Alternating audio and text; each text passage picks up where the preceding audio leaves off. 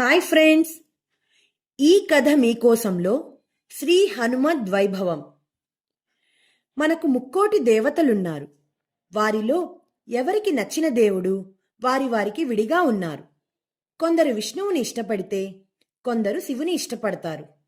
కానీ అందరూ ఇష్టపడే దేవుడు మాత్రం హనుమంతుడు ఒక్కడే. అదే ఆయన వైభవం.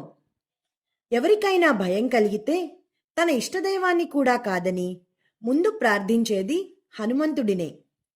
చిన్న పిల్లలకు దిష్టి తగిలినా గాలి సోకినా ముందుగా గుర్తొచ్చేది హనుమంతుడే.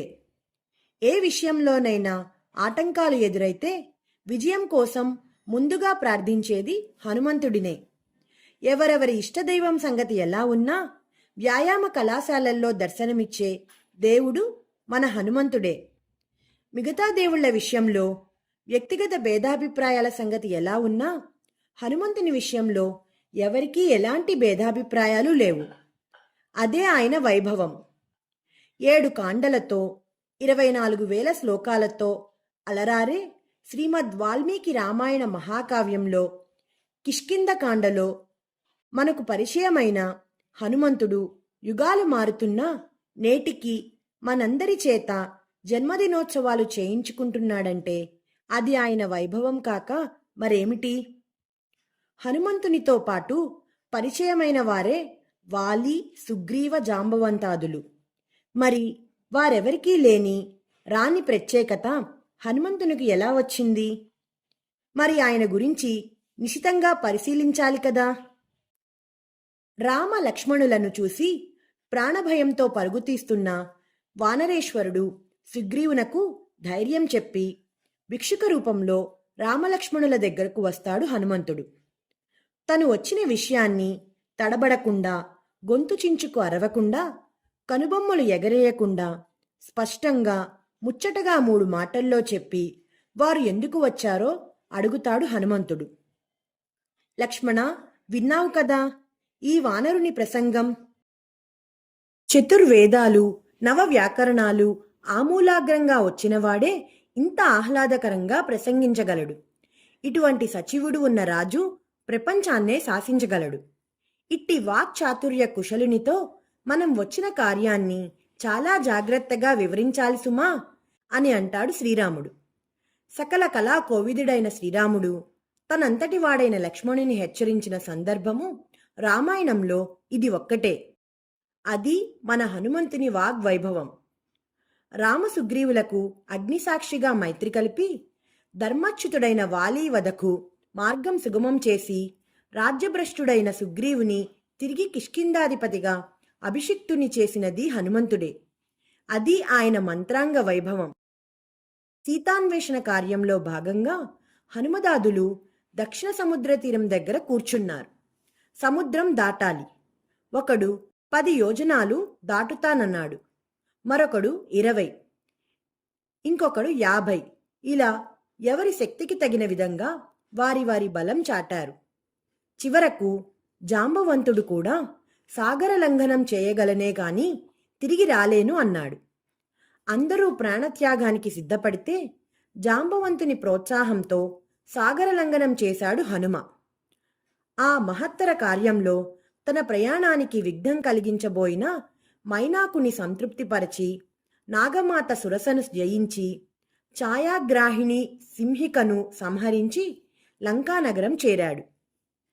దుర్భేద్యమైన లంకను చూసి రకరకాలుగా ఆలోచనలు చేసి ముందుగా లంకానగరాది దేవత లంకిని దర్పణమనచి లంకలో ప్రవేశిస్తాడు.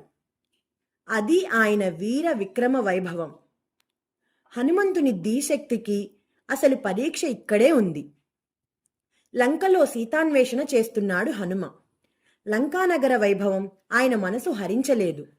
అతిలోక సౌందర్యవతులైన ఎందరో మోహనాంగులు నగ్నంగా నిద్రిస్తుంటే సీత కోసం వారిని నకసిక పర్యంతం చూస్తున్నా హనుమ మనసు చలించలేదు.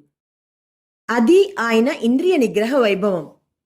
అయ్యో, పరస్త్రీని చూడడమే పాపం కదా, ఇలా నగ్నంగా చూడటం మరింత పాపం కదా. ఇంత సౌందర్యాన్ని చూస్తున్నా నా మనసు చలించకుండా నిర్మలంగా ఉంది కనుక నాకు పాపం లేదు. అయినా సీతను వెతకాలంటే స్త్రీల మధ్యనే కదా వెతకాలి, కనుక నా తప్పు ఏమీ లేదు అనుకొని సీతాన్వేషణ చేస్తున్నాడు హనుమ. ఇది ఆయన ధర్మచింతన వైభవం. రావణుని సైన్యం మీద నిద్రిస్తున్న మండోదరిని చూసి సీత అని భ్రమపడి ఆనందంతో గంతులు వేస్తాడు. మరుక్షణంలో ఆలోచనలో పడి రామునకు దూరమైన సీత అలంకరించుకోదు, అన్నపానాలు ముట్టదు, ఇలా సుఖంగా నిదురించదు, కనుక ఈమె సీత కాదు అని నిర్ణయించుకుంటాడు. ఇది ఆయన తార్కిక వైభవం. అశోకవనంలో సీత కనిపించింది. ఎలా కనిపించింది? ప్రాణత్యాగానికి సిద్ధపడుతూ కనిపించింది. ఇప్పుడు ఆమె ప్రయత్నాన్ని ఆపాలి. రామగానం చేసి రామాంగుళి ఆమెకు ఇచ్చి ఆమెకు ధైర్యం చెప్తాడు. అది ఆయన ఆలోచన వైభవం. చిన్న వానర రూపంలో ఉన్న హనుమంతుని శక్తిని సీతమ్మ శంకించిన వేళ తన విశ్వరూపం చూపించి, వానరసేనలో అందరూ నన్ను మించిన ఉద్దండులేనమ్మా, సుగ్రీవుని సేనలో ఏమీ చేతకాని వాడను, ఏమీ తెలియని వాడను, నేను ఒక్కడినేనమ్మా, దూతగా మహామహులను పంపరు కదమ్మా అని వినయంగా పలుకడం అఖండ ప్రతిభావంతుడైన ఒక్క హనుమంతునికే చెల్లు. అది ఆయన వినమ్రత వైభవం. వచ్చిన కార్యం పూర్తయింది. అలా అని వెంటనే వెనుతిరిగి వెళ్ళిపోలేదు. తమ బలం శత్రువునికి తెలియచెప్పాలి. అందుకే అశోకవనం ధ్వంసం చేశాడు. మంత్రిపుత్రులను, సేనాధిపతులను, రావణపుత్రుడు అక్షకుమారునితో పాటు కొన్ని వేల మంది రాక్షస వీరులను ఏకాకిగా సంహరించాడు. రావణ సభలో రావణునికి హితోపదేశం చేశాడు. తనను పరాభవించిన రావణునికి బుద్ధి వచ్చేలా లంకాదహనం చేసి శ్రీరామునికి సీతమ్మ జాడ తెలిపిన కార్యసాధకుడు హనుమ. అది ఆయన కార్యసాధన వైభవం. అంతేనా, యుద్ధరంగంలో లక్ష్మణుడు మూర్ఛనొందిన వేళ అనన్య సామాన్యమైన సంజీవని పర్వతాన్ని తెచ్చి కాపాడిన ఆయన ప్రతిభా వైభవం ఇంకెవరికి ఉంటుంది?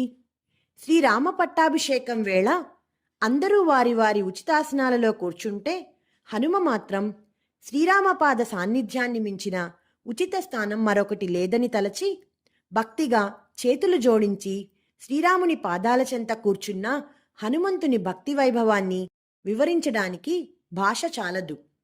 అందుకే భక్తి భావనతో ఆ ఈశ్వరాంశ సంభూతునికి, ఆ రామభక్త శిఖామణికి జన్మదిన శుభాకాంక్షలు తెలుపుతూ ఆయన ఆశీస్సులు అందుకొని ఆనందిద్దాం.